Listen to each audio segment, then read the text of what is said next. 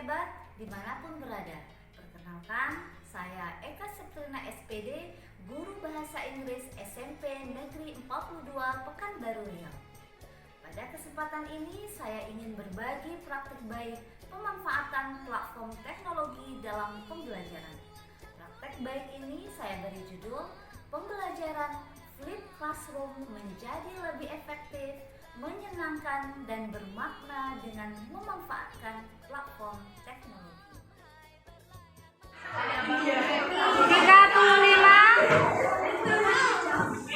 Bapak Ibu guru hebat, pada prinsip kurikulum merdeka, kita memahami bahwa melakukan asesmen awal, asesmen formatif, refleksi, dan menghadirkan pembelajaran berdiferensiasi sangat penting dalam mewujudkan pembelajaran yang berpusat pada murid.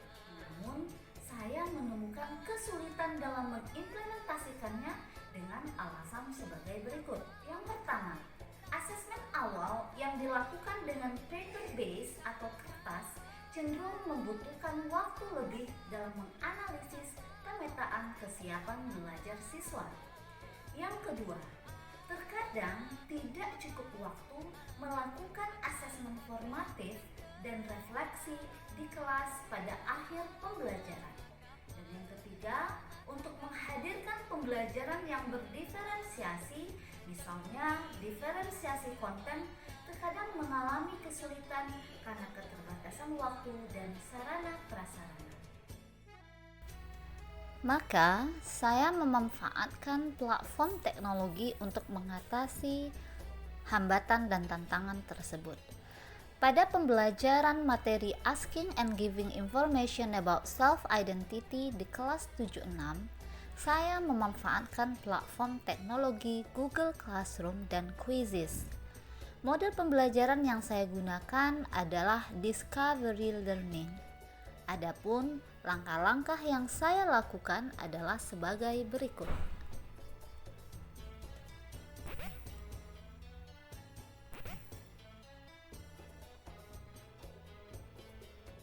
1.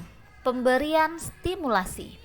Saya meminta murid untuk bergabung di Google Classroom, kemudian mengirimkan asesmen awal dengan menggunakan platform Quizzes. Lancang kuning berlayar malam, hai berlayar malam. Setelah itu mengirimkan materi yang akan diajarkan dalam bentuk diferensiasi konten. Ada yang berupa video, ada yang berupa file dalam bentuk Word. Kemudian meminta murid memahami ungkapan yang ditulis tebal, serta menuliskan ungkapan yang sudah dipahami di buku latihan di rumah. Untuk stimulasi di sekolah, setelah berdoa, mengecek kehadiran, menyampaikan tujuan pembelajaran, dan memotivasi siswa, saya memutarkan video yang terkait materi Asking and Giving Information about Self-Identity. Kedua, identifikasi masalah.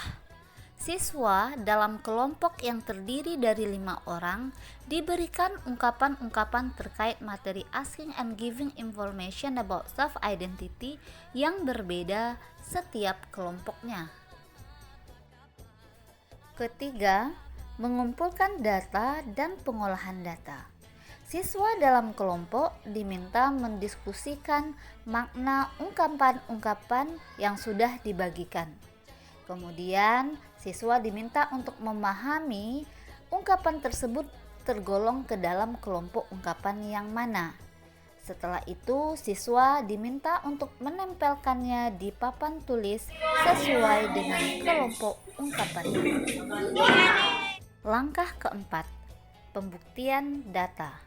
Siswa yang dibimbing guru membahas satu persatu ungkapan yang sudah didiskusikan di kelompoknya.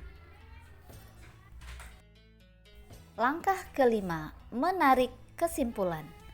Siswa dan murid bersama-sama menyimpulkan materi tentang Asking and Giving Information about Self-Identity. Selanjutnya, untuk melihat ketercapaian kriteria ketuntasan belajar, diadakanlah asesmen formatif dengan menggunakan quizzes paper mode atau quizzes berbasis kertas. Platform teknologi ini sangat membantu karena terkadang tidak semua murid memiliki smartphone yang bisa dibawa ke sekolah. Karena waktu tidak cukup untuk melakukan refleksi di dalam kelas, saya meminta murid melakukan refleksi yang dilakukan Assalamualaikum di warahmatullahi Google wabarakatuh. Classroom. Pertama saya Novita. Siswa Pendapat memberikan saya pendapat, pembelajaran bahasa perasaan Inggris mereka menggunakan terhadap Google Classroom pembelajaran dan hari ada ini kuisnya sangat menarik karena kita bisa belajar dari rumah terlebih dahulu dengan materi yang telah dipelajari dari rumah. Menjawab soal-soal kuis lebih menyenangkan, kita juga tidak tegang seperti tes biasanya dan kelas kita menjadi lebih menyenangkan. Sekian.